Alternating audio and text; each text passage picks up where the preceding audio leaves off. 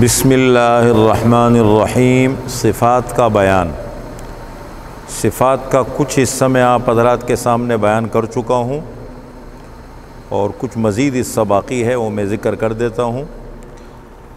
دیکھیں، اصل مقصد ہمارا یہ ہے کہ ہم تجوید کا تعارف آپ کے سامنے کرا دیں۔ بنیادی جو چیزیں ہیں ایک تعارف ہو جائے۔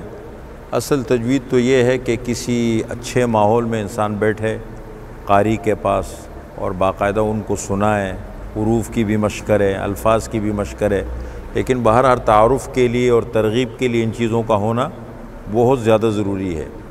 تو صفات کا بیان میں نے شروع میں آپ کے سامنے کچھ باتیں کی تھی کہ صفات صفت کی جمع ہے، اور صفت کے معنی ہے کیفیت اور حالت۔ جن حالات اور کیفیات سے حروف ادا ہوتے ہیں ان کو صفات کہتے ہیں۔ ایک یہ بات ذکر کی تھی میں نے۔ دوسری بات یہ ہے کہ صفات کی بنیادی طور پر دو قسمیں ہیں، ایک ہیں صفات لازمہ اور ایک ہے صفات عارضہ۔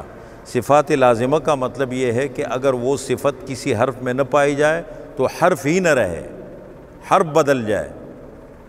جیسے تا پڑھ لیا، اب تا باریک ہے، تو موٹا ہے، دونوں کا مخرج ایک ہے، لیکن صفت کے ذریعے سے فرق ہوتا ہے۔ انا اعطیناک الکوثر، اور اس طرح بہت ساری مثالیں ہیں۔ یا قاف ہے، موٹا ہے، کاف باریک ہے، اب دونوں کا مخرج بھی الگ ہے، صفت میں بھی فرق ہے۔ یہ مستعلیہ ہے، وہ مستفلہ ہے، باریک حروف میں آتا ہے، یہ مستعلیہ موٹے حروف میں آتا ہے۔ اب کسی نے قاف کو جیسے عام طور پر پڑھ لیتے ہیں، قاف کو کاف پڑھ لیا، جیسے ان فی ذلک لذکریٰ لمن کان لہ قلب۔ قرآن کی نعمت ان لوگوں کو ملتی ہے جن کے جو دل دے قرآن کو، اور کوئی اس کو قلب پڑھ لے، ان فی ذلک لذکریٰ لمن کان لہ قلب۔ قرآن کی نعمت ان لوگوں کو ملتی ہے جن کے لیے کتا ہو، تو کتنا فرق آ جاتا ہے۔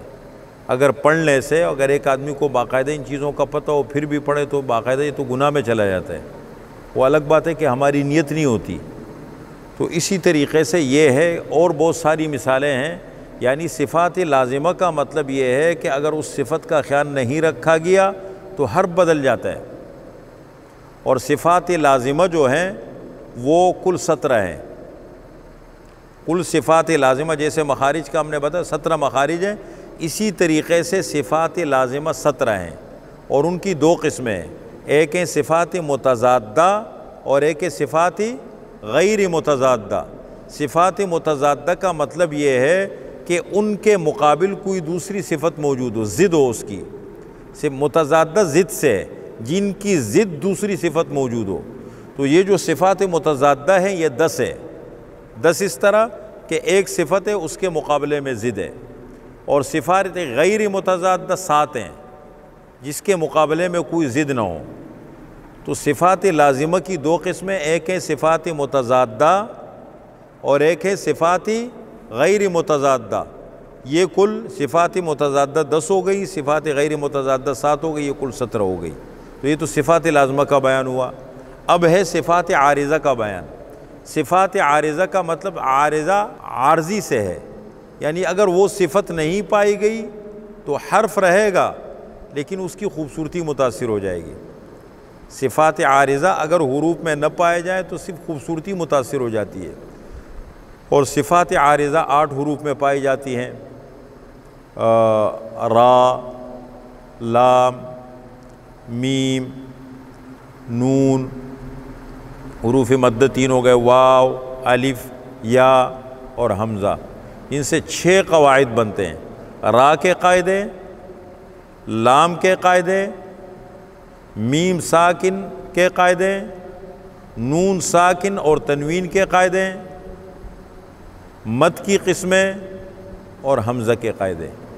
یہ صفات عارضہ سے بنتے ہیں، اور اسی کو ہم جو تجوید کے شروع میں پڑھ چکے ہیں کہ لحن جلی اور لحن خفی، وہ اسی میں آتا ہے۔